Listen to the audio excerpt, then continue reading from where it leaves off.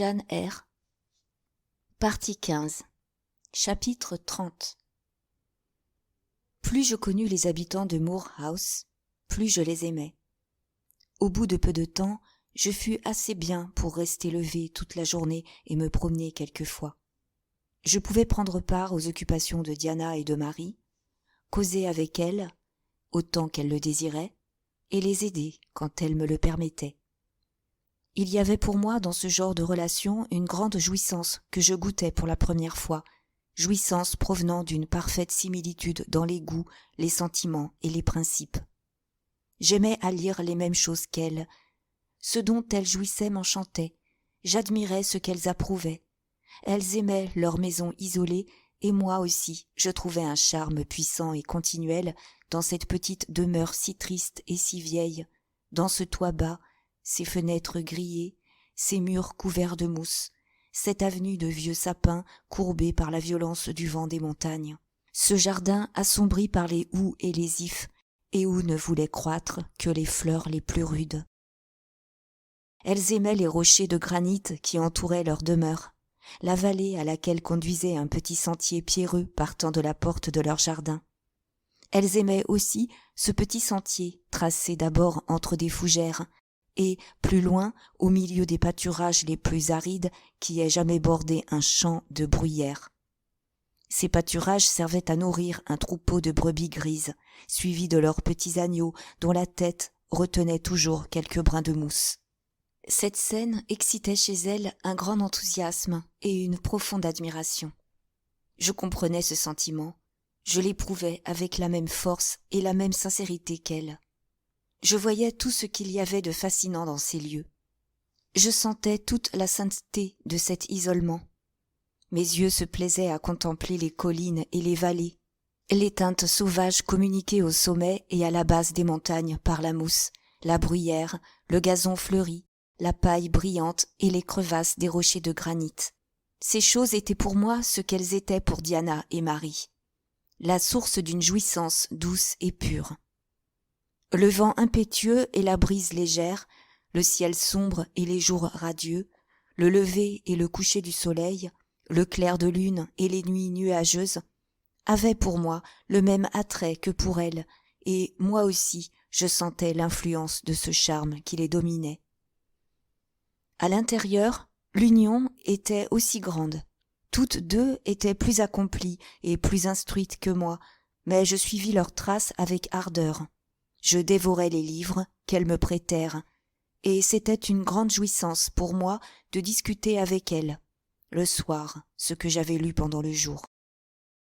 Nos pensées et nos opinions se rencontraient. En un mot, l'accord était parfait. Si l'une de nous trois dominait les autres, c'était certainement Diana. Physiquement, elle m'était de beaucoup supérieure. Elle était belle et avait une nature forte. Il y avait en elle une affluence de vie et une sécurité dans sa conduite qui excitaient toujours mon étonnement et que je ne pouvais comprendre. Je pouvais parler un instant au commencement de la soirée, mais une fois le premier élan de vivacité épuisé, je me voyais forcé de m'asseoir aux pieds de Diana, de reposer ma tête sur ses genoux et de l'écouter, elle ou sa sœur.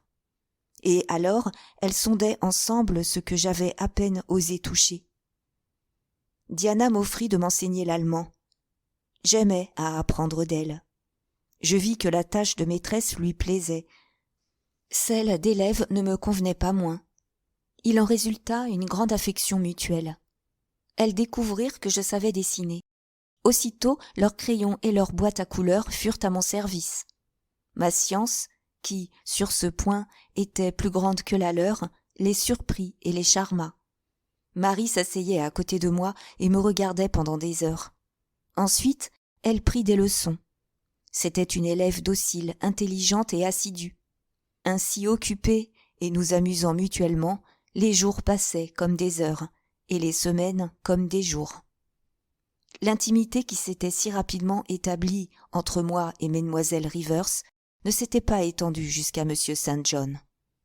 Une des causes de la distance qui nous séparait encore, c'est qu'il était rarement à la maison. Une grande partie de son temps semblait consacrée à visiter les pauvres et les malades disséminés au loin dans sa paroisse. Aucun temps ne l'arrêtait dans ses excursions. Après avoir consacré quelques heures de la matinée à l'étude, il prenait son chapeau et partait par la pluie ou le soleil, suivi de Carlo, vieux chien couchant qui avait appartenu à son père, et allait accomplir sa mission d'amour ou de devoir, car je ne sais pas au juste comment il la considérait. Quand le temps était très mauvais, ses sœurs cherchaient à le retenir. Il répondait alors avec un sourire tout particulier, plutôt solennel que joyeux. Si un rayon de soleil ou une goutte de pluie me détourne d'une tâche aussi facile, comment serais-je propre à entreprendre l'œuvre que j'ai conçue ? Diana et Marie répondaient, en général, par un soupir, et pendant quelques minutes restaient plongées dans une triste méditation. Mais, outre ces absences fréquentes, il y avait encore une autre barrière entre nous. Il me semblait être d'une nature réservée, impénétrable, et renfermant tout en elle-même. Zélé dans l'accomplissement de ses devoirs, irréprochable dans sa vie, il ne paraissait pourtant pas jouir de cette sérénité d'esprit et de cette satisfaction intérieure qui devrait être la récompense de tout chrétien sincère et de tout philanthrope pratiquant le bien. Souvent, le soir, lorsqu'il était assis à la fenêtre, son pupitre et ses papiers devant lui, il cessait de lire ou d'écrire, posait son menton sur ses mains et se laissait aller à je ne sais quelle pensée. Mais il était facile de voir, à la flamme et à la dilatation fréquente de ses yeux, que ses pensées le troublaient. Je crois aussi que la nature n'avait pas pour lui les mêmes trésors de délices que pour ses sœurs. Une seule fois, il parla en ma présence du charme rude des montagnes, et de son affection innée pour le sombre toit et les murs mousseux qu'il appelait sa maison. Mais dans son ton et dans ses paroles, il y avait plus de tristesse que de plaisir. Jamais il ne vantait les rochers de granit, à cause du doux silence qui les environnait. Jamais il ne s'étendait sur les délices de paix qu'on pouvait y goûter. Il était si peu communicatif que je fus quelque temps avant de pouvoir juger de son intelligence. Je commençais à comprendre ce qu'elle devait être dans un sermon que je l'entendis faire à sa propre paroisse de Morton. Il n'est pas en mon pouvoir de raconter ce sermon. Je ne puis même pas rendre l'effet qu'il me produisit.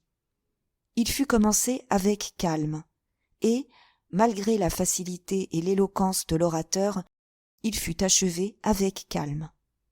Un zèle vivement senti, mais sévèrement réprimé, se remarquait dans les accents du prêtre et excitait sa parole nerveuse, dont il comprimait et surveillait sans cesse la force.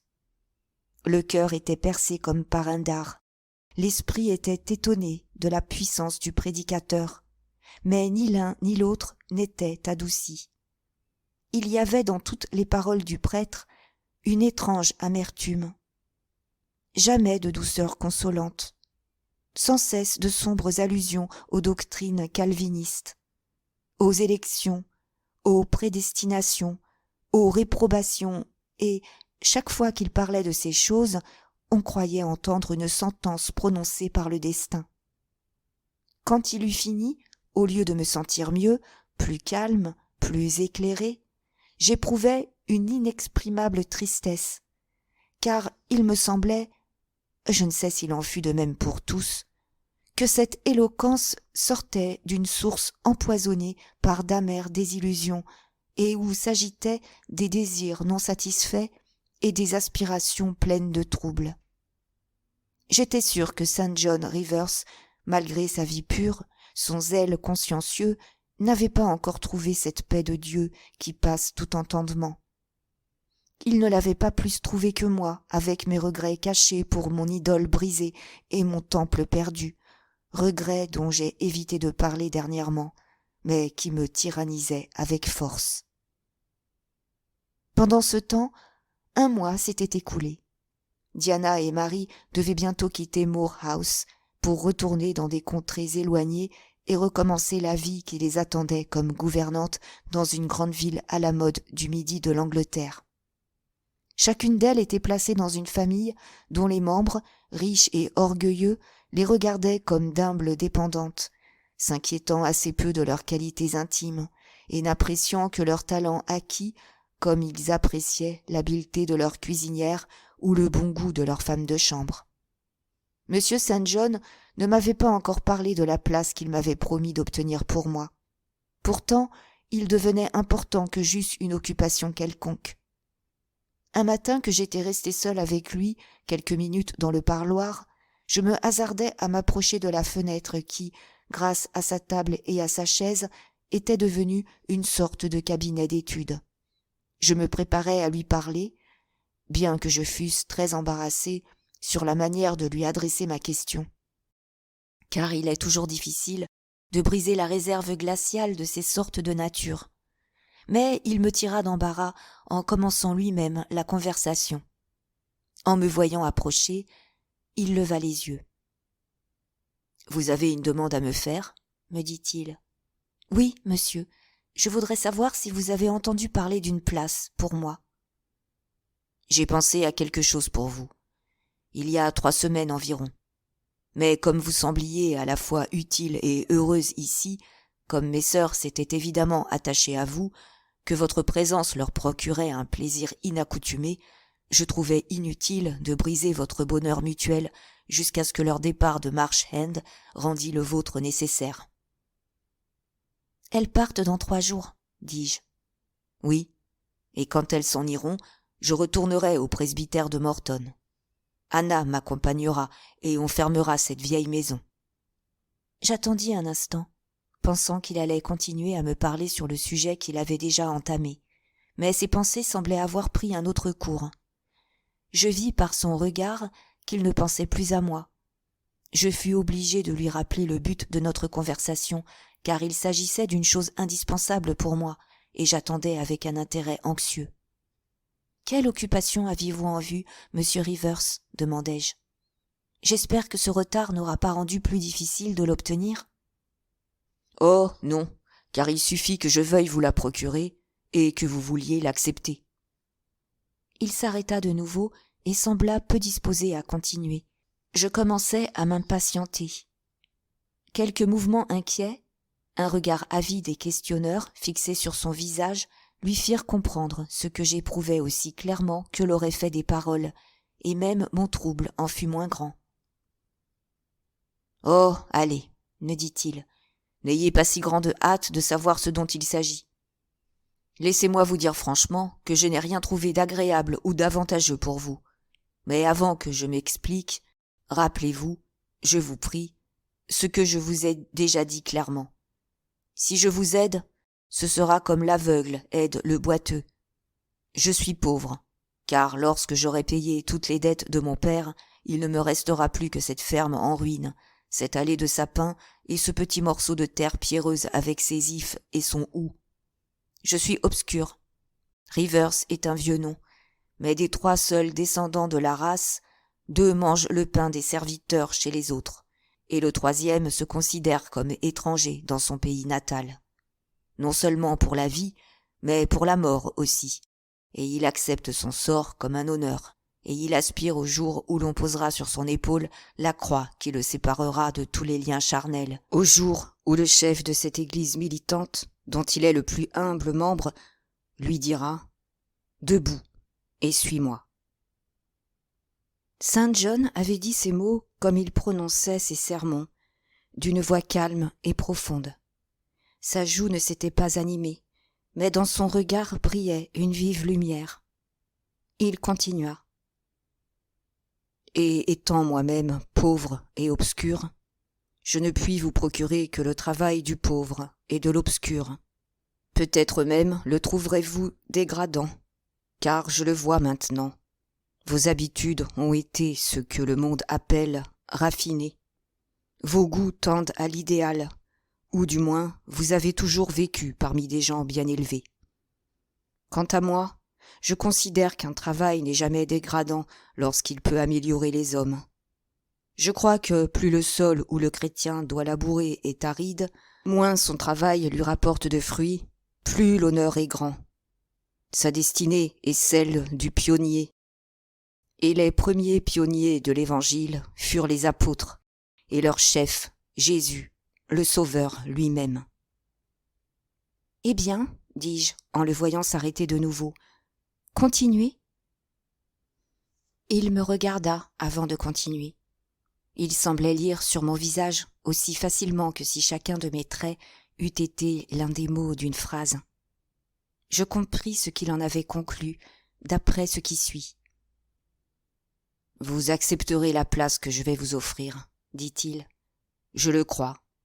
Vous y resterez quelque temps, mais pas toujours.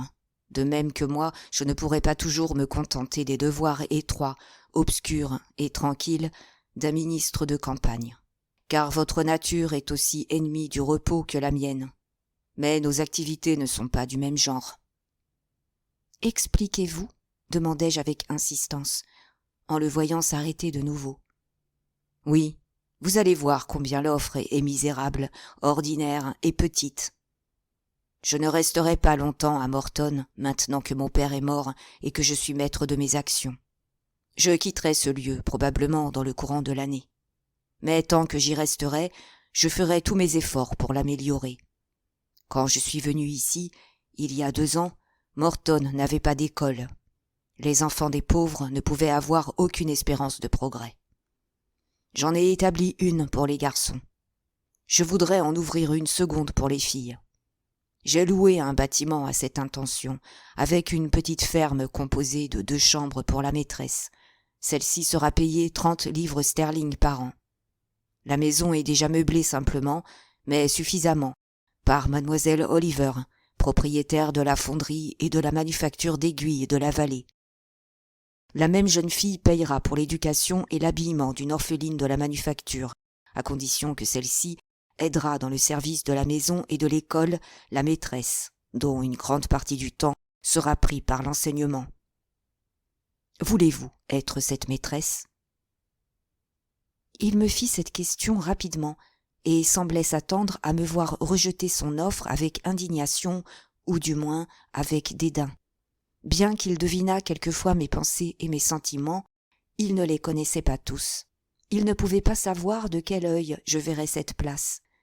Elle était humble, à la vérité, mais elle était cachée, et avant tout, il me fallait un asile sûr. C'était une position fatigante, mais qui était indépendante, comparée à celle d'une institutrice dans une famille riche, et mon cœur se serrait à la pensée d'une servitude chez des étrangers. La place qu'on m'offrait n'était ni vile, ni indigne, ni dégradante. Je fus bientôt décidé. « Je vous remercie de votre offre, monsieur Rivers, dis-je, et je l'accepte de tout mon cœur. »« Mais vous me comprenez bien, reprit-il, c'est une école de village. Vos écolières seront des petites filles pauvres, des enfants de paysans, tout au plus des filles de fermiers. Vous n'aurez à leur apprendre qu'à tricoter, à coudre, à lire et à compter. Que ferez-vous de vos talents ? Que ferez-vous de ce qu'il y a de plus développé en vous, les sentiments, les goûts ? Je les renfermerai en moi jusqu'à ce qu'il me soit nécessaire. Ils se garderont bien. » « Alors vous savez à quoi vous vous engagez ? » ?»« Oui. » Il sourit. Son sourire n'était ni triste ni amer, mais plutôt heureux et profondément satisfait. « Et quand voudrez-vous entrer en fonction ? » ?»« J'irai voir la maison demain, et, si vous le permettez, j'ouvrirai l'école la semaine prochaine. »« Très bien. Je ne demande pas mieux. » Il se leva et se promena dans la chambre. Puis, s'arrêtant, il me regarda et secoua la tête. « Que désapprouvez-vous, monsieur ? » demandai-je. « Vous ne resterez pas longtemps à Morton. »« Non, non. »« Pourquoi ? Quelle raison avez-vous de le penser ? » ?»« Je le lis dans vos yeux. Ils annoncent une nature qui ne pourra pas accepter longtemps la même vie monotone. »« Je ne suis pas ambitieuse. » Il tressaillit.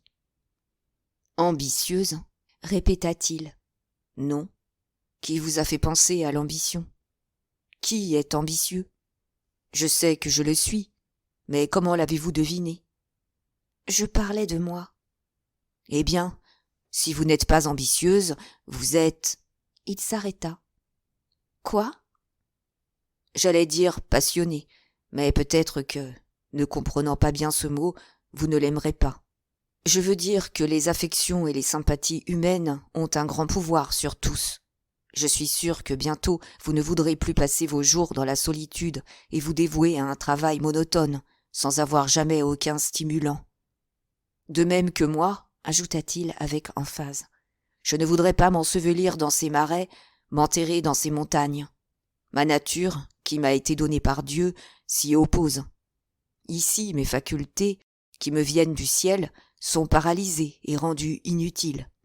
Vous voyez comme je suis en contradiction avec moi-même. Je prêche le contentement dans les positions les plus humbles. Je proclame belle la vocation de ceux qui, dans le service de Dieu, coupent le bois ou puisent l'eau. Moi, ministre de l'Évangile, mon esprit inquiet me mène presque à la folie. Eh bien, il faudra trouver un moyen de réconcilier les principes et les tendances. Il quitta la chambre. En 1 heure, je venais d'en apprendre plus sur lui que dans tout le mois précédent, et pourtant j'étais toujours intriguée. Marie et Diana devenaient plus tristes et plus silencieuses à mesure qu'approchait le jour où elles devaient quitter leur maison et leurs frères. Toutes deux s'efforçaient de paraître comme toujours, mais la tristesse contre laquelle elles avaient à lutter est une de celles qu'on ne peut pas vaincre ou cacher entièrement. Diana disait que ce serait un départ bien différent des précédents. Elles allaient se séparer de Saint John pour des années, peut-être pour la vie. « Il sacrifiera tout au projet qu'il a conçu depuis longtemps, » disait-elle, « même les affections et les sentiments naturels les plus puissants. Saint John a l'air calme, Jane, mais il est consumé par une fièvre ardente. Vous le croyez doux, et dans certaines choses il est inexorable comme la mort. Et ce qu'il y a de plus dur, c'est que ma conscience ne me permet pas de le détourner de cette sévère résolution. Je ne puis pas l'en blâmer. C'est beau, noble et chrétien, mais cela me brise le cœur. » Les larmes coulèrent de ses yeux. Marie pencha sa tête sur son ouvrage. « Nous n'avons plus de père, et bientôt nous n'aurons plus ni maison ni frère, » murmura-t-elle. À ce moment, il arriva un petit accident qui semblait fait exprès pour prouver la vérité de ce dicton qu'un malheur n'arrive jamais seul, et pour ajouter à leur tristesse la contrariété que causerait une branche placée entre la coupe et les lèvres. Saint John passait devant la fenêtre en lisant une lettre. Il entra. « Notre oncle John est mort, » dit-il. Les deux sœurs semblèrent frappées, mais ni étonnées ni attristées. Elles paraissaient regarder cette nouvelle plutôt comme importante que comme affligeante. « Mort ?» répéta Diana. « Oui. » Elle fixa un œil inquisiteur sur son frère. « Eh bien » murmura-t-elle à voix basse. « Eh bien, Diana » reprit-il en conservant la même immobilité de marbre. « Eh bien, rien. Lisez. » Il lui jeta une lettre qu'elle tendit à Marie après l'avoir parcourue. Marie la lut et la rendit à son frère. Tous les trois se regardèrent et sourirent d'un sourire triste et pensif. « Amen, » dit Diana. « Nous pourrons encore vivre, néanmoins. »« En tout cas, notre situation n'est pas pire qu'avant, » remarqua Marie. « Seulement, » dit M. Rivers, « la peinture de ce qui aurait pu être contraste bien vivement avec ce qui est. » Il plia la lettre, la mit dans son pupitre et sortit. Pendant quelques minutes, personne ne parla. Enfin, Diana se tourna vers moi. « Jane, » dit-elle, « vous devez vous étonner de nos mystères et nous trouver bien durs en nous voyant si peu attristés par la mort d'un parent aussi proche qu'un oncle. Mais nous ne le connaissions pas, nous ne l'avions jamais vu. C'était le frère de ma mère. Mon père et lui s'étaient fâchés il y a longtemps. C'est d'après son avis que mon père a lancé presque tout ce qu'il possédait dans la spéculation qui l'a ruiné. Il en était résulté des reproches mutuels. Tous deux s'étaient séparés irrités l'un contre l'autre et ne s'étaient jamais réconciliés. Plus tard, mon oncle fit des affaires heureuses. Il paraît qu'il a réalisé une fortune de 20 000 livres sterling. Il ne s'est jamais marié, et n'avait de parents que nous et une autre personne qui lui était alliée au même degré. Mon père avait toujours espéré que mon oncle réparerait sa faute en nous laissant ce qu'il possédait.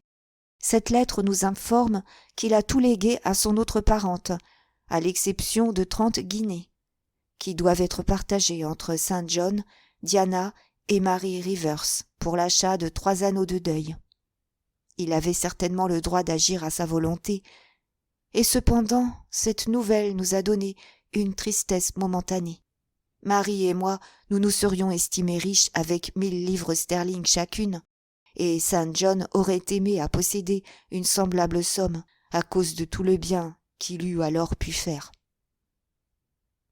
Une fois cette explication donnée, on laissa le sujet de côté, et ni M. Rivers ni ses sœurs n'y firent d'allusion. Le lendemain, je quittai Marsh End pour aller à Morton. Le jour d'après, Diana et Marie se rendirent dans la ville éloignée où elles étaient placées. La semaine suivante, M. Rivers et Anna retournèrent au presbytère, et la vieille ferme fut abandonnée. Chapitre 31. Enfin, j'avais trouvé une demeure, et cette demeure était une ferme.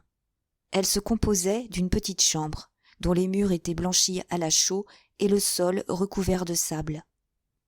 L'ameublement se composait de 4 chaises en bois peint, d'une table, d'une horloge, d'un buffet où étaient rangées 2 ou 3 assiettes, quelques plats et une théière en faïence.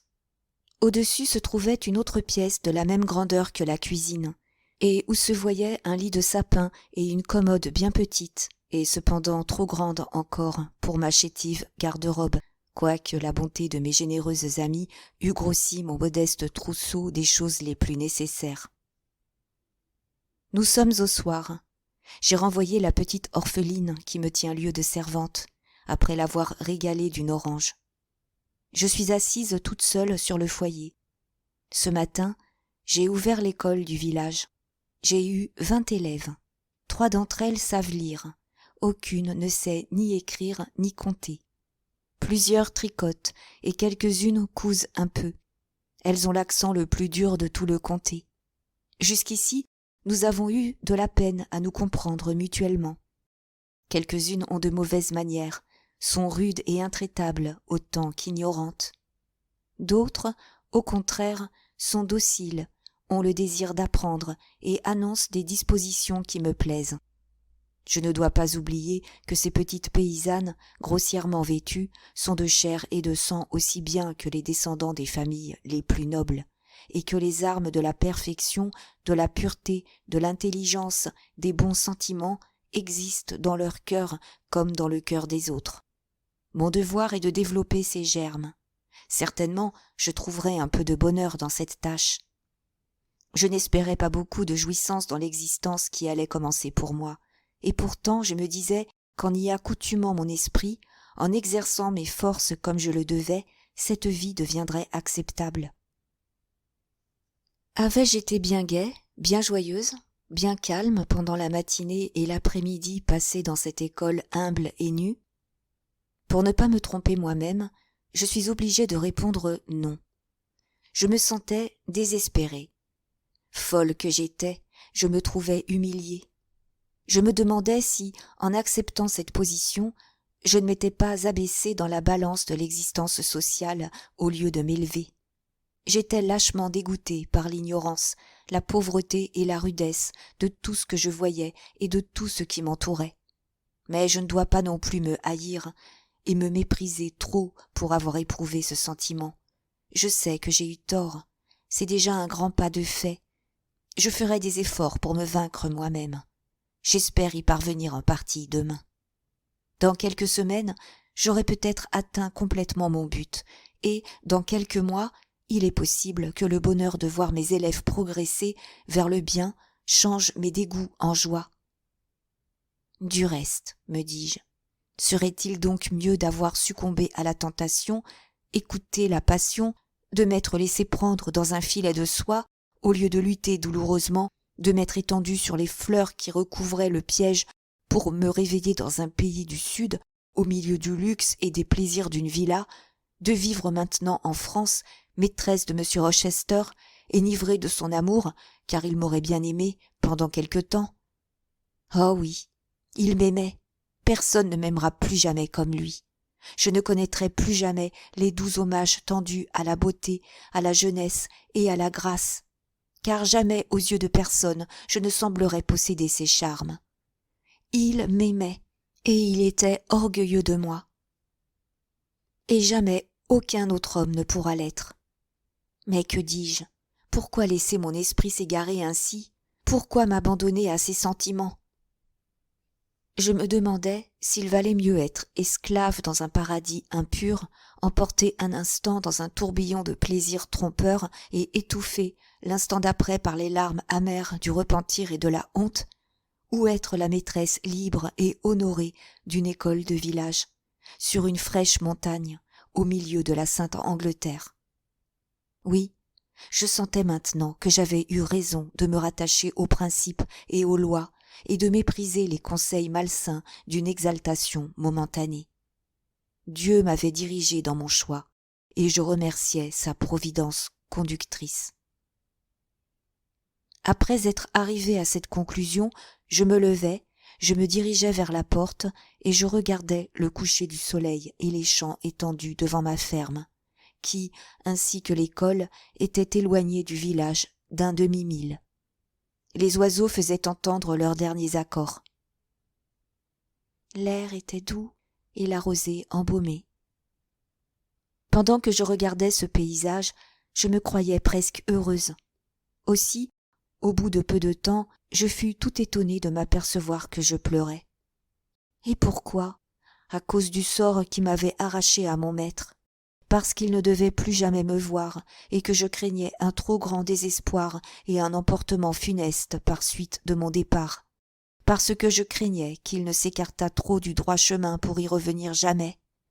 À cette pensée, je détournai mon visage du beau ciel que je contemplais et de la vallée solitaire de Morton. Je dis solitaire, car dans la partie que je pouvais apercevoir, il n'y avait aucune maison, si ce n'est l'église et le presbytère, qui étaient à moitié masqués par les arbres, et tout au loin le toit de Vale Hall, où demeuraient M. Oliver et sa fille.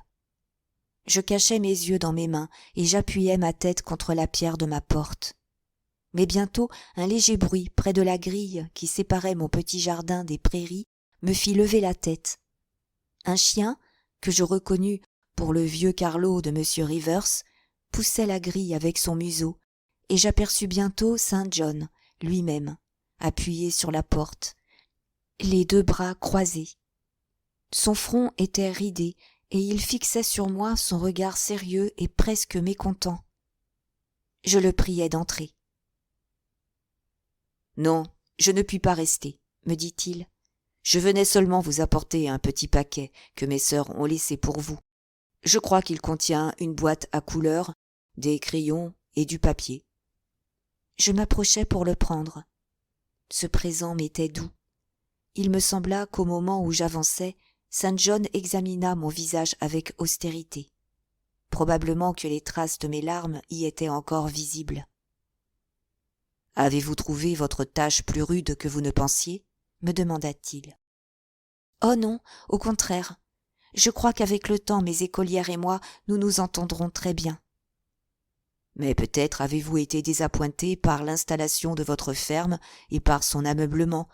Il est vrai que tout y est simple, mais... » Je l'interrompis. « Ma ferme, dis-je, est propre et à l'abri de la tempête. Mes meubles sont suffisants et commodes. Tout ce que je vois me rend reconnaissante et non pas triste.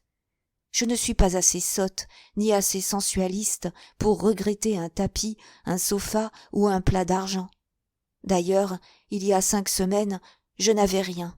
J'étais une mendiante, une vagabonde repoussée de tous. Maintenant, je connais quelqu'un, j'ai une maison et une occupation. Je m'étonne de la bonté de Dieu, de la générosité de mes amis, du bonheur de ma position, et je ne me plains pas. Mais vous vous sentez seul et oppressé. Cette petite maison est bien sombre et bien vide. Jusqu'ici, j'ai à peine eu le temps de jouir de ma tranquillité, encore moins d'être fatigué par mon isolement. Très bien. J'espère que vous éprouvez véritablement la satisfaction que vous témoignez. En tout cas, votre bon sens vous apprendra qu'il est trop tôt pour vous abandonner aux mêmes craintes que la femme de Loph.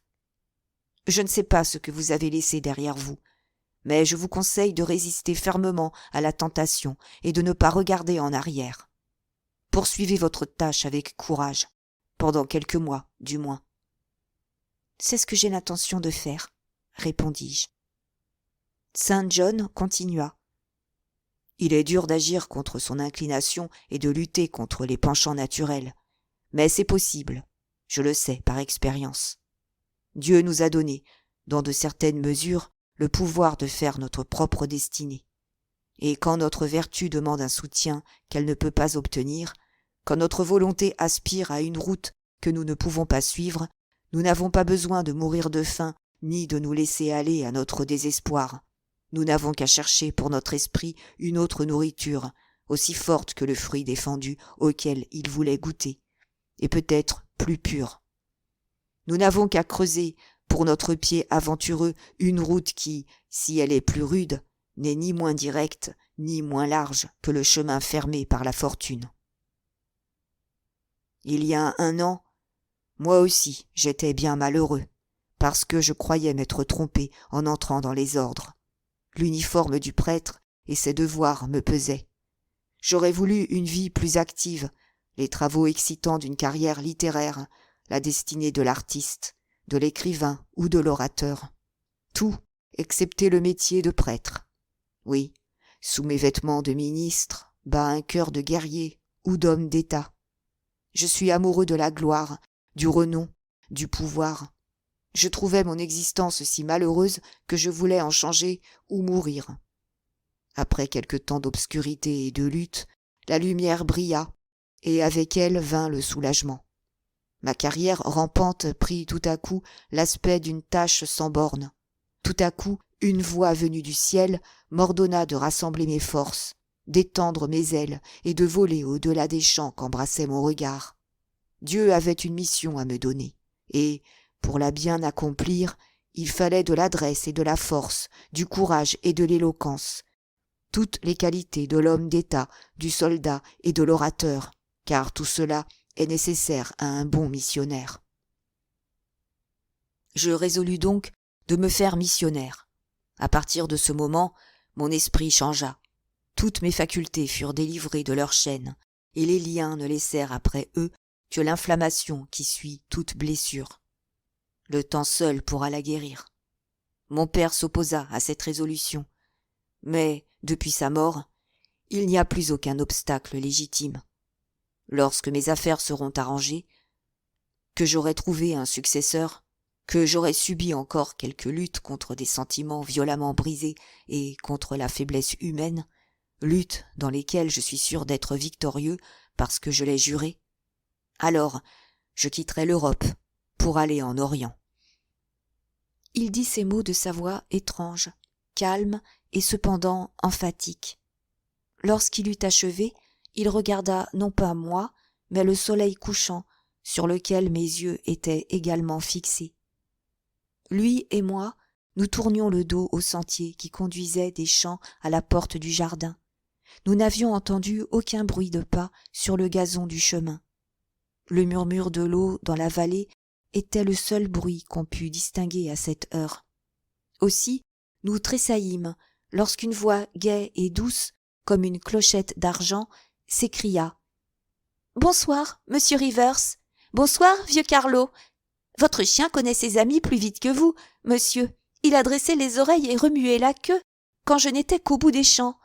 Et vous me tournez le dos maintenant encore. » C'était vrai. Bien que M. Rivers eût tressailli dès les premières notes de ses accents harmonieux, comme si un coup de tonnerre eût déchiré un nuage au-dessus de sa tête, la nouvelle arrivée avait fini de parler sans qu'il eût songé à changer d'attitude. Il était toujours debout, le bras appuyé sur la porte et le visage dirigé vers l'Occident. Enfin, il se tourna lentement. Il me sembla qu'une vision venait d'apparaître à ses côtés. À 3 pieds de lui était une forme vêtue de blanc. C'était une création jeune et gracieuse, aux contours arrondis, mais fins, et quand après s'être penchée pour caresser Carlo, elle releva la tête et jeta en arrière un long voile, j'aperçus une figure d'une beauté parfaite. Une beauté parfaite.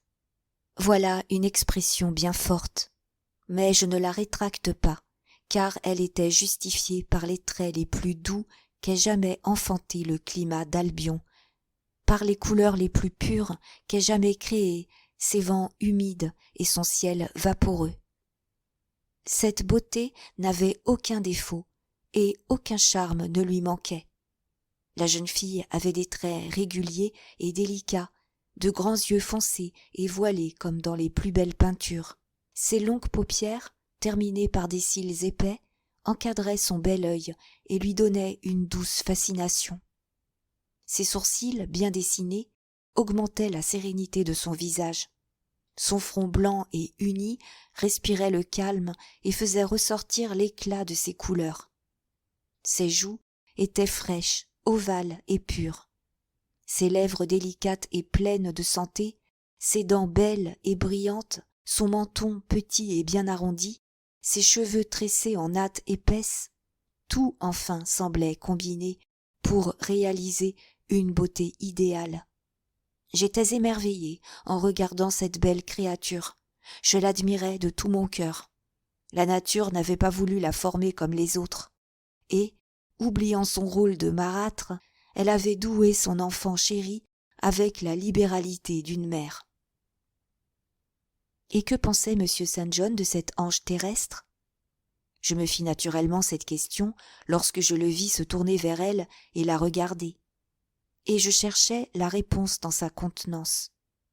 Mais ses yeux s'étaient déjà détournés de la pairie, et il regardait une humble touffe de marguerites qui croissait près de la porte. Une belle soirée, mais il est un peu tard pour être seul dehors, dit-il en écrasant sous ses pieds la tête neigeuse des marguerites fermées. Oh, dit-elle, je suis arrivée de S, et elle nomma une grande ville éloignée de 20 milles environ. Cet après-midi. Mon père m'a dit que vous aviez ouvert votre école et que la nouvelle maîtresse était arrivée. Alors, après le thé, je me suis habillée et je suis descendue dans la vallée pour la voir. La voilà? Demanda-t-elle en m'indiquant. Oui, répondit St. John. Pensez-vous vous habituer à Morton? Me demanda-t-elle d'un ton simple, naïf et direct, qui, bien qu'enfantin, me plaisait. J'espère que oui, répondis-je. J'ai plusieurs raisons pour le croire. Avez-vous trouvé vos écolières aussi attentives que vous l'espériez? Oui. Votre maison vous plaît-elle? Beaucoup. L'ai-je gentiment meublée? Très gentiment.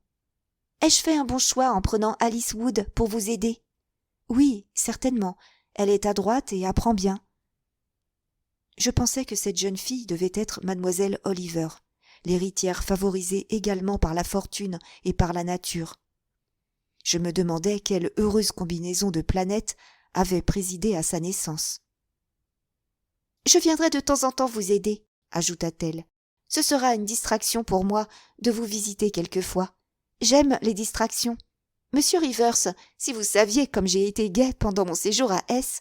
Hier, j'ai dansé jusqu'à 2 heures du matin. Le régiment de est stationné à S depuis les émeutes. Les officiers sont les hommes les plus agréables du monde, comme ils font honte à nos aiguiseurs de couteaux et à nos marchands de ciseaux. » Il me sembla voir M. Rivers avancer sa lèvre inférieure et relever sa lèvre supérieure. Il est certain que sa bouche se comprima et que le bas de son visage prit une expression plus sombre et plus triste que jamais. Lorsque la joyeuse jeune fille lui parla du bal, il cessa de regarder les marguerites et leva sur elle un regard sévère, scrutateur et significatif.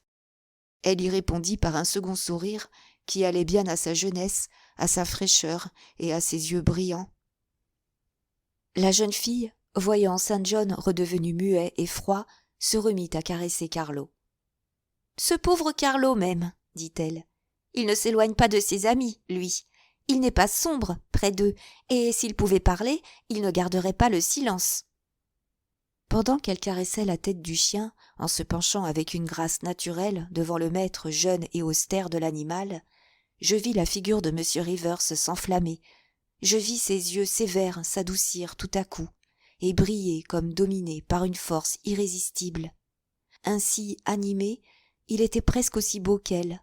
Sa poitrine se souleva une fois, son grand cœur, fatigué d'une contrainte despotique, sembla vouloir s'épandre en dépit de toute volonté, et fit un vigoureux effort pour obtenir sa liberté. Mais Saint John le dompta, comme un cavalier résolu dompte un cheval fougueux. Il ne répondit ni par une parole, ni par un mouvement à la gentille avance faite par la jeune fille. « Mon père se plaint de ce que vous ne venez plus jamais nous voir, » dit mademoiselle Oliver en levant les yeux. « Vous êtes comme étranger à Vale Hall. Le soir, mon père est seul. Il ne se porte pas très bien. Voulez-vous venir avec moi pour le voir ?»« L'heure n'est pas favorable pour déranger monsieur Oliver, » répondit Saint John. « Pas favorable, mais si, au contraire. C'est l'heure où papa a le plus besoin de compagnie. Les travaux sont terminés et il n'a plus rien qui l'occupe. Venez, monsieur Rivers. Pourquoi êtes-vous si sauvage et si triste ?» Et voyant que Saint John persistait dans son silence, elle reprit. « Oh, j'avais oublié, dit-elle, en secouant sa belle tête bouclée et en paraissant fâchée contre elle. Je suis si folle et si légère. Excusez-moi. J'avais tout à fait oublié que vous avez une bien bonne raison pour ne pas désirer répondre à mon bavardage. Diana et Marie vous ont quitté aujourd'hui. Moor House est fermé et vous êtes seule. Je vous assure que je vous plains. Venez voir papa. »« Pas ce soir, mademoiselle Rosamonde. Pas ce soir. » Monsieur Saint John partait comme un automate. Lui seul savait combien ce refus lui coûtait d'efforts. « Eh bien, puisque vous êtes si entêté, je vais vous quitter. Car je n'ose pas rester plus longtemps. La rosée commence à tomber. Bonsoir. » Elle lui tendit la main. Il la toucha à peine. « Bonsoir, » répéta-t-il d'une voix basse et sourde comme un écho. Elle partit, mais revint au bout d'un instant. « Êtes-vous bien portant ?» demanda-t-elle.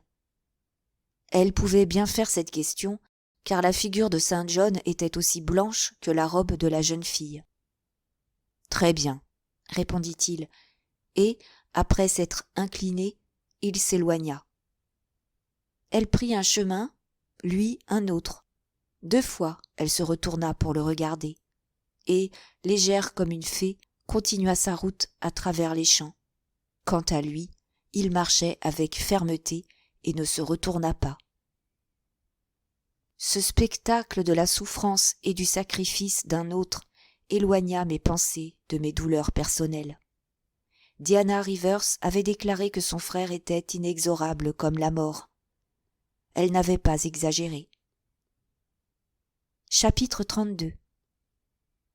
Je continuais à m'occuper de mon école avec autant d'activité et de zèle que possible. Dans le commencement, ce fut une tâche rude. Malgré tous mes efforts, il me fallut quelque temps avant de pouvoir comprendre la nature de mes écolières.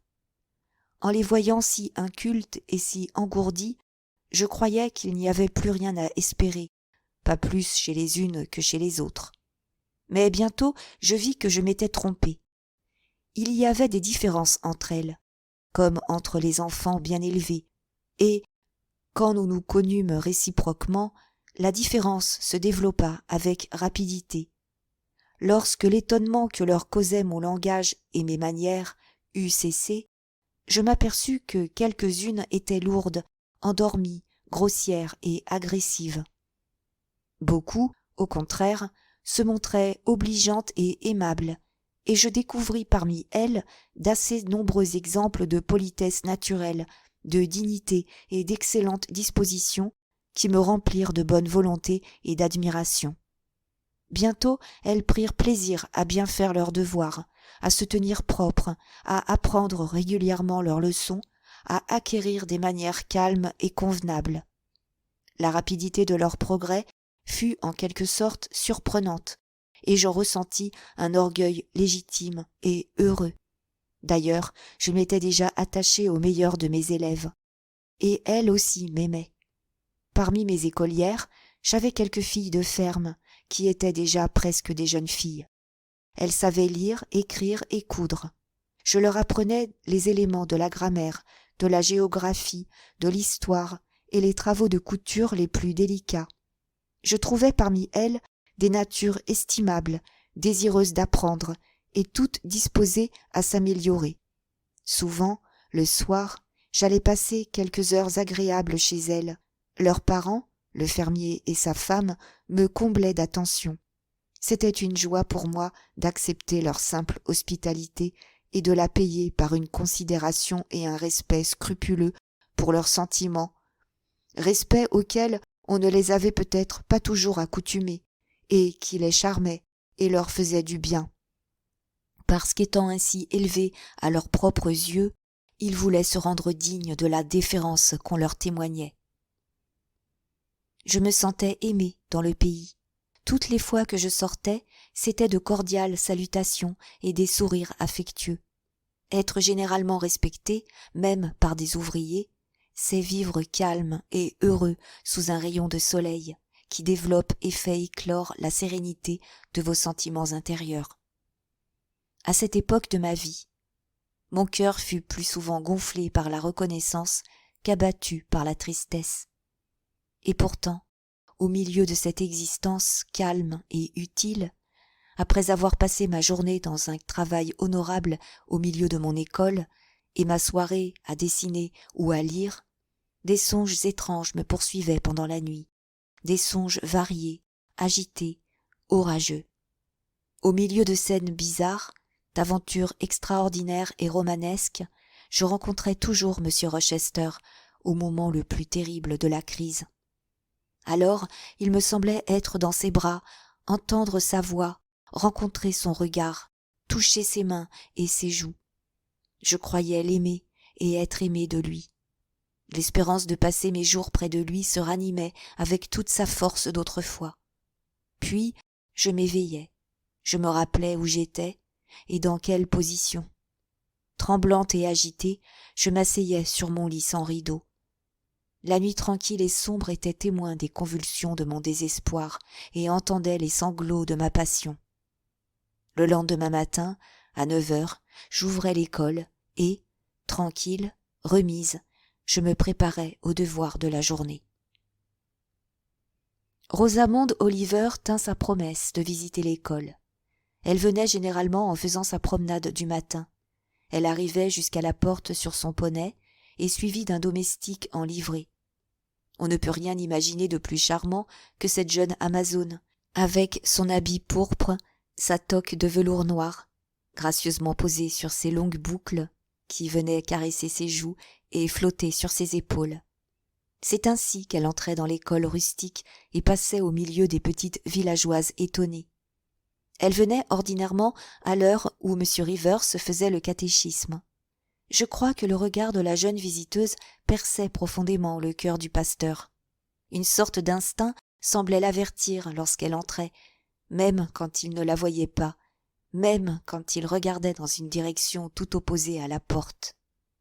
Dès qu'elle apparaissait, ses joues se coloraient, ses traits de marbre changeaient presque insensiblement, malgré leurs efforts pour rester immobiles.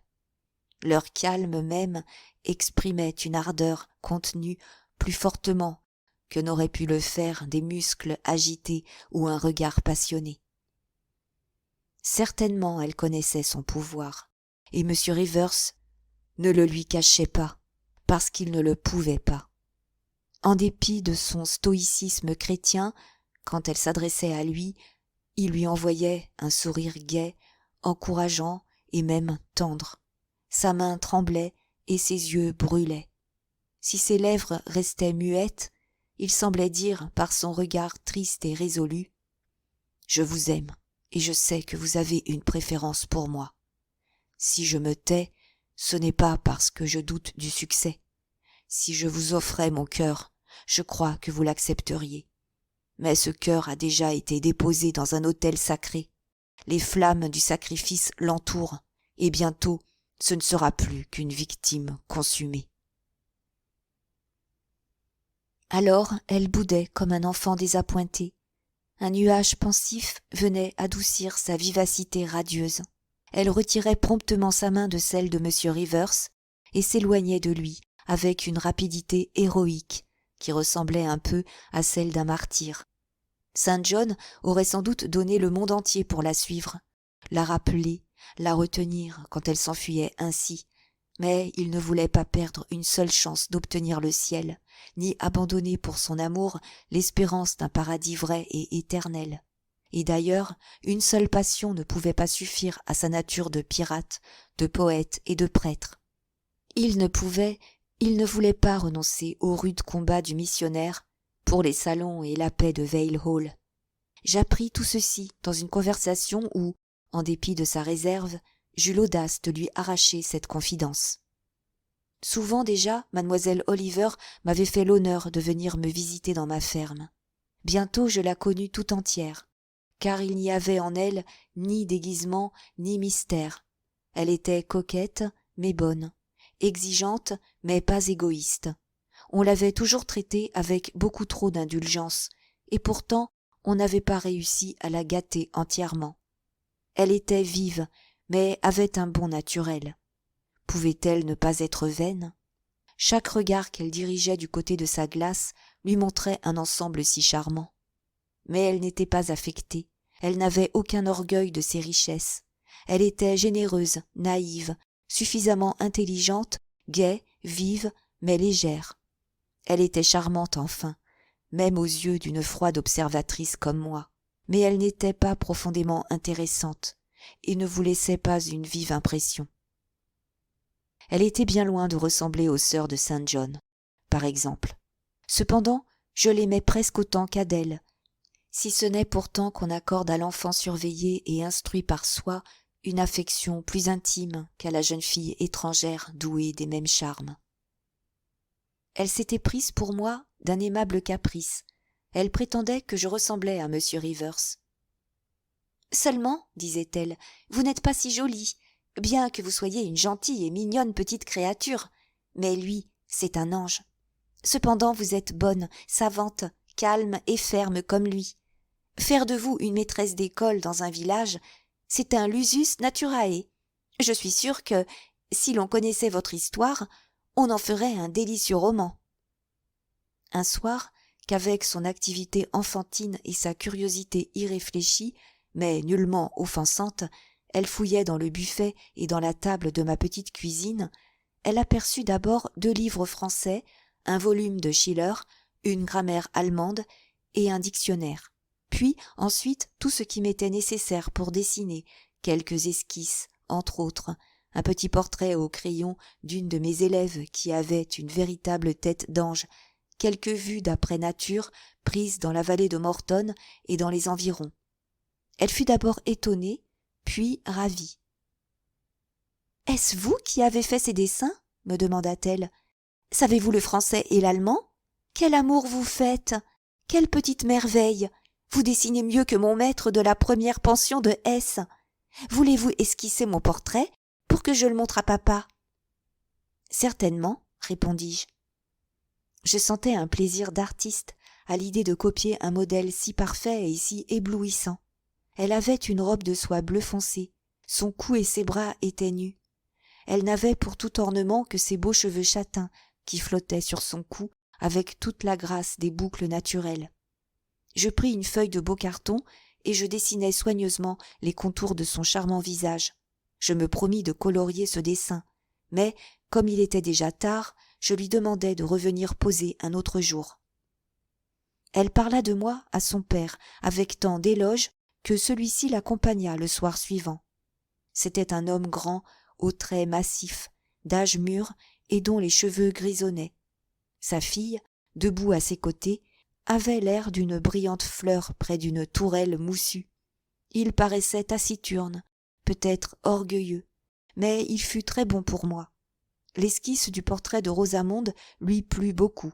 Il me demanda d'en faire une peinture aussi perfectionnée que possible. Il me pria aussi de venir le lendemain passer la soirée à Vale Hall. J'y allai. Je vis une maison grande, belle, et qui prouvait la richesse de son propriétaire. Rosamonde fut joyeuse et animée tout le temps que je restais là. Son père fut très affable, et lorsqu'après le thé il se mit à causer avec moi, il m'exprima très chaleureusement son approbation pour ce que j'avais fait dans l'école de Morton. « Mais, ajouta-t-il, d'après tout ce que je vois et tout ce que j'entends, j'ai peur que vous ne soyez trop supérieur pour une semblable place et que vous ne la quittiez bientôt pour une qui vous plaira mieux. »« Oh oui, certainement, papa !» s'écria Rosamonde. « Elle est bien assez instruite pour être gouvernante dans une grande famille. »« J'aime bien mieux être ici que dans une grande famille, pensai-je. Monsieur Oliver me parla de monsieur Rivers et de toute sa famille avec beaucoup de respect. Il dit que c'était un vieux nom, que ses ancêtres avaient été riches, que jadis tout Morton leur avait appartenu, et que maintenant, même le dernier descendant de cette famille pouvait, s'il le voulait, s'allier aux plus grandes maisons. Il trouvait triste qu'un jeune homme si beau et si rempli de talent eût formé le projet de partir comme missionnaire. C'était perdre une vie bien précieuse. Ainsi, il était évident que M. Oliver ne voyait aucun obstacle à une union entre Saint John et Rosamonde. Il regardait la naissance du jeune ministre, sa profession sacrée, son ancien nom, comme des compensations bien suffisantes au manque de fortune. On était au 5 de novembre, jour de congé. Ma petite servante était partie après m'avoir aidé à nettoyer ma maison, et bien contente de 2 sous que je lui avais donnés pour récompenser son zèle. Tout était propre et brillait autour de moi. Le sol bien sablé, la grille bien luisante et les chaises frottées avec soin. Je m'étais habillée proprement et j'étais libre de passer mon après-midi comme bon me semblerait. Pendant 1 heure, je m'occupais à traduire quelques pages d'allemand. Ensuite, je pris ma palette et mes crayons et je me mis à un travail plus agréable et plus facile. J'entrepris d'achever la miniature de Rosamonde Oliver. La tête était presque finie. Il n'y avait plus qu'à peindre le fond, à nuancer les draperies, à ajouter une couche de carmin aux lèvres, un mouvement plus gracieux à certaines boucles, une teinte plus sombre à l'ombre projetée par les cils au-dessous des paupières, azurées. J'étais occupée à ces charmants détails quand quelqu'un frappa rapidement à ma porte, qui s'ouvrit aussitôt. Saint John entra. « Je viens voir comment vous passez votre jour de congé, » dit-il. « Pas à penser, j'espère. Mais je vois que non. Voilà qui est bien. Pendant que vous dessinez, vous vous sentez moins seul. Vous voyez que je me défie encore de vous, bien que vous vous soyez parfaitement soutenu jusqu'ici. Je vous ai apporté un livre pour vous distraire ce soir. » Et il posa sur la table un poème nouvellement paru, une de ces productions du génie dont le public de ces temps-là était si souvent favorisé. C'était l'âge d'or de la littérature moderne. Hélas, les lecteurs de nos jours sont moins heureux. Mais courage, je ne veux ni accuser ni désespérer. Je sais que la poésie n'est pas morte, ni le génie perdu. La richesse n'a pas le pouvoir de les enchaîner ou de les tuer. Un jour, tous deux prouveront qu'ils existent, qu'ils sont là, libres et forts. Anges puissants, réfugiés dans le ciel, ils sourient quand les âmes sordides se réjouissent de leur mort et que les âmes faibles pleurent leur destruction. La poésie détruite, le génie banni. Non, médiocrité, non, que l'envie ne vous suggère pas cette pensée. Non seulement ils vivent, mais ils règnent et rachètent. Et, sans leur influence divine qui s'étend partout, vous seriez dans l'enfer de votre propre pauvreté. Pendant que je regardais avidement les pages de Marmion, car c'était un volume de Marmion, Saint John s'arrêta pour examiner mon dessin. Mais il se redressa en tressaillant et ne dit rien. Je levai les yeux sur lui, il évita mon regard. Je connaissais ses pensées et je pouvais lire clairement dans son cœur. J'étais alors plus calme et plus froide que lui. J'avais un avantage momentané. Je conçus le projet de lui faire un peu de bien si je le pouvais. Avec toute sa fermeté et toute sa domination sur lui-même, pensai-je, il s'impose une tâche trop rude. Il enferme en lui tous ses sentiments et toutes ses angoisses. Il ne confesse rien. Il ne s'épanche jamais. Je suis sûre que cela lui ferait du bien de parler un peu de cette belle Rosamonde qu'il ne pense pas devoir épouser. Je vais tâcher de le faire causer. Je lui dis d'abord de prendre une chaise. Mais il me répondit, comme toujours, qu'il n'avait pas le temps de rester. « Très bien, me dis-je tout bas, restez debout si vous voulez. Mais vous ne partirez pas maintenant, j'y suis bien résolue. La solitude vous est au moins aussi funeste qu'à moi. Je vais essayer d'obtenir votre confiance et de trouver dans cette poitrine de marbre une ouverture par laquelle je pourrais vous verser quelques gouttes du baume de la sympathie. »« Ce portrait est-il ressemblant ?» demandai-je tout à coup. « Ressemblant à qui ? Je ne l'ai pas regardé attentivement. »« Pardon, monsieur Rivers, vous l'avez regardé. » Il tressaillit de ma franchise soudaine et étrange. Il me regarda avec étonnement. « Oh, ce n'est encore rien, pensai-je. Je ne me laisserai pas intimider par un peu de roideur de votre part. Je suis décidée à pousser très loin. » Je continuai. « Vous l'avez regardé de près et attentivement, mais je ne m'oppose pas à ce que vous le regardiez encore. » Je me levai et je plaçai le dessin dans sa main. « C'est une peinture bien exécutée, » dit-il. « Les couleurs sont douces et claires, le dessin correct et gracieux. »« Oui, oui, je le sais. Mais que dites-vous de la ressemblance ? À qui ce portrait ressemble-t-il » Dominant son hésitation, il répondit. « À mademoiselle Oliver, je pense. »« Certainement. Et maintenant, monsieur, pour vous récompenser d'avoir si bien deviné, je vous ferai une seconde copie aussi fidèle et aussi soignée que celle-ci, pourvu que vous me promettiez de l'accepter. Je ne voudrais pas passer mon temps à un travail que vous regarderiez comme indigne de vous. » Il continuait à regarder le portrait. Plus il le contemplait, plus il le tenait fortement, plus il semblait le couver des yeux. « C'est ressemblant, » murmura-t-il. « Les yeux sont bien. La couleur, la lumière, l'expression. Tout est parfait. Ce portrait sourit. Aimeriez-vous en avoir un semblable, ou bien cela vous blesserait-il ? Dites-le-moi, quand vous serez à Madagascar, au Cap ou aux Indes, serait-ce une consolation pour vous de posséder ce souvenir ? Ou bien cette vue vous rappellerait-elle des pensées tristes et énervantes ? Il leva furtivement les yeux, me regarda d'un air irrésolu et troublé, puis contempla de nouveau le portrait. « Il est certain que j'aimerais à la voir, dit-il. Mais serait-ce sage ?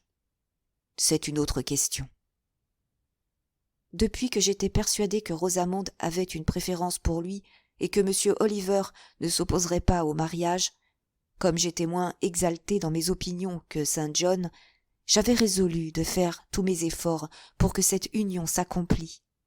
Il me semblait que si M. Rivers devenait possesseur de la belle fortune de M. Oliver, il ferait autant de bien qu'en allant flétrir son génie et perdre sa force sous le soleil des tropiques. Dans la persuasion où j'étais, je répondis.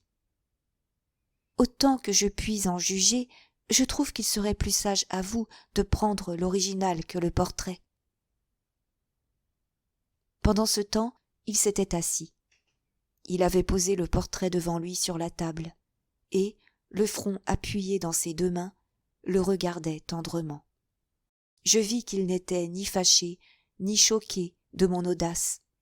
Je vis même qu'en lui parlant ainsi franchement d'un sujet qu'il regardait comme inabordable, en s'adressant librement à lui, on lui faisait éprouver un plaisir nouveau, un soulagement inattendu. Les gens réservés ont souvent plus besoin que les gens expansifs d'entendre parler ouvertement de leurs sentiments et de leurs douleurs. Le plus stoïque est homme, après tout, et se précipiter avec hardiesse et bonne volonté dans son âme solitaire, c'est souvent lui rendre le plus grand des services. « Elle vous aime, j'en suis sûre, dis-je, en me plaçant derrière sa chaise. Et son père vous respecte. » Puis c'est une charmante enfant, un peu irréfléchie, il est vrai, mais vous avez assez de raisons pour tous deux. Vous devriez l'épouser. » « M'aime-t-elle » demanda-t-il. « Certainement, plus qu'aucun autre. Elle parle toujours de vous. Nul sujet ne la réjouit tant, et c'est à cela qu'elle revient le plus souvent. »« J'aime à vous entendre, » dit-il. « Parlez encore un quart d'heure. » Il retira sa montre et la posa sur la table pour mesurer le temps. « Mais pourquoi continuer ? demandai-je. Si pendant ce temps vous préparez quelque raisonnement puissant pour me contredire, ou si vous forgez un lien nouveau pour enchaîner votre cœur. » « Ne vous imaginez pas cela. Croyez plutôt que je cède et que mon cœur s'amollit. L'amour humain s'élève en moi comme une fraîche fontaine qu'on vient d'ouvrir, et inonde de ses flots si doux le champ que j'avais préparé avec tant de soin et tant de labeur, que j'avais assidûment ensemencé de bonnes intentions et de renoncement à moi-même. Et maintenant, il est englouti sous une onde délicieuse. Les germes nouveaux sont rongés par un poison enivrant. Je me vois étendu sur une ottomane du salon de Vale Hall, aux pieds de ma fiancée Rosamond Oliver. Elle me parle avec sa douce voix, me regarde avec ses yeux que votre main habile a si bien su reproduire, me sourit avec ses lèvres si vermeilles. Elle est à moi, je suis à elle. Cette vie présente, ce monde d'un jour me suffit. Taisez-vous, ne dites rien. Mon cœur est rempli d'extase, mes sens de délices. Laissez passer en paix le temps que j'ai marqué. La montre continuait à marcher. Il respirait vite et bas. Je restais muette. Le quart d'heure s'écoula au milieu de ce silence. M. St. John reprit sa montre, reposa le portrait, se leva et se tint debout devant le foyer. « Maintenant, dit-il, j'ai voulu accorder ce court instant au délire et à l'illusion. J'ai reposé mes tempes sur le sein de la tentation. J'ai volontairement placé mon cou sous son joug de fleurs. J'ai goûté à sa coupe. L'oreiller est brûlant, un serpent est caché dans la guirlande. Le vin est amer. Ses promesses sont vides et ses offres fausses. Je le vois et je le sais. » Je le regardais avec étonnement. « Il est étrange, poursuivit-il, qu'au moment où j'aime si ardemment Rosamond Oliver, où je l'aime avec toute la violence d'une première passion dont l'objet est parfaitement beau, gracieux et fascinant, j'éprouve aussi une certitude complète qu'elle ne serait pas une bonne femme pour moi, qu'elle n'est pas la compagne qui me convient, et qu'après 1 an de mariage, je m'en apercevrais bien, et qu'à 12 mois d'énivrement succéderait une vie de regret, je le sais. » Je ne pus m'empêcher de m'écrier. « C'est étrange, en effet. » Il continua. « Si je suis sensible à ses charmes, je suis aussi vivement frappé par ses défauts.